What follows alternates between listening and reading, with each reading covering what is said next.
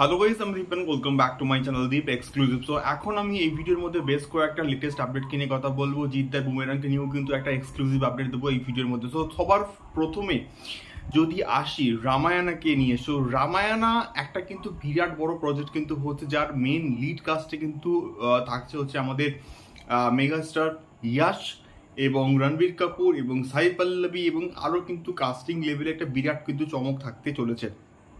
নিতেশ তিওয়ারির এই যে প্রজেক্টটা 3টে পার্টে কিন্তু মোটামুটি আসবে এবং যা আপডেট উঠে আসছে সেটা হচ্ছে নবীন মালহোত্রা কিন্তু ওয়ার্নার ব্রাদার্সের সঙ্গে একটা কিন্তু ডিল ক্র্যাক করার চেষ্টা করছেন, যার ফলে যদি এই ডিলটা ক্র্যাক হয়ে যায় তাহলে কিন্তু রামায়ণা একটা ইন্টারন্যাশনাল একটা গ্লোবাল প্রজেক্ট কিন্তু হয়ে যাবে, যেটা রামায়ণের জন্য একটা বিরাট বড় কিন্তু বিষয়পত্র হবে। তার কারণটা হচ্ছে রামায়ণা সত্যি একটা এমন মানে মহাকাব্য যেটার কে ভালো করে তৈরি করলে, যেটার ভিএফএক্সের কোয়ালিটি মান ভালো হলে গ্লোবালি কিন্তু একটা অ্যাপ্রিসিয়েশন অবশ্যই কিন্তু পাবে।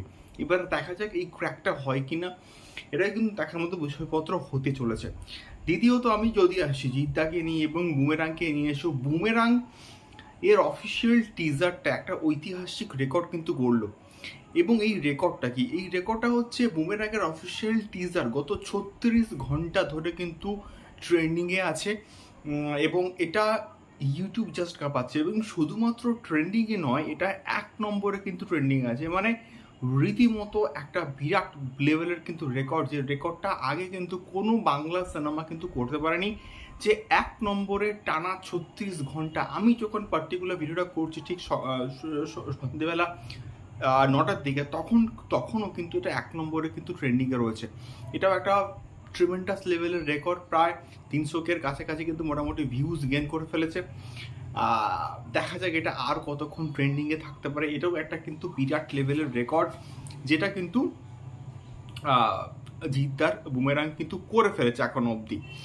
আচ্ছা, তৃতীয়ত আমি আসবো দ্য কিংকে নিয়ে, এসআরকের আপকামিং প্রজেক্ট দ্য কিং। এবং এখানে কিন্তু সুহানা খানের একটা কিন্তু বিরাট বড় লেভেলের কিন্তু ডেবিউ হবে, মানে একটা সিঙ্গেল ইন্ডিভিজুয়াল ফিল্ম হিসাবে।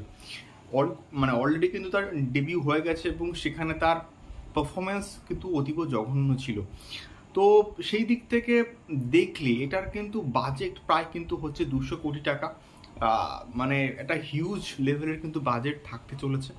এবং তার সঙ্গে সঙ্গে এটার যে স্টান্টগুলো এবং এটার যে অ্যাকশন দৃশ্যগুলো কিন্তু পুরোপুরি ডিজাইন করবেন হচ্ছে আমাদের সুজয় ঘোষ, সিদ্ধার্থ আনন্দ, এবং এটার ডিরেকশন কিন্তু দেবেন হচ্ছে আমাদের সুজয় ঘোষ। তো আলটিমেটলি এটা মোটামুটি মে মাস থেকে কিন্তু শুটিং শুরু হয়ে যাওয়ার কথা এবং এটা পরবর্তীকালে মানে 2025-এর মাঝামাঝির দিকে কিন্তু মুক্তি পেতে পারে, এমনটি কিন্তু মোটামুটি আপডেট এখন অবধি রয়েছে। তো এটা ছিল মেনলি 3টে আপডেট। তোমাদের কি মতামত এই 3টে বিষয়কে নিয়ে আমাকে অবশ্যই কিন্তু কমেন্ট করে শেয়ার করতে পারো। দেখা হচ্ছে পরবর্তী ভিডিওতে আরও অনেক এক্সক্লুসিভ আপডেটস নিয়ে। টাটা।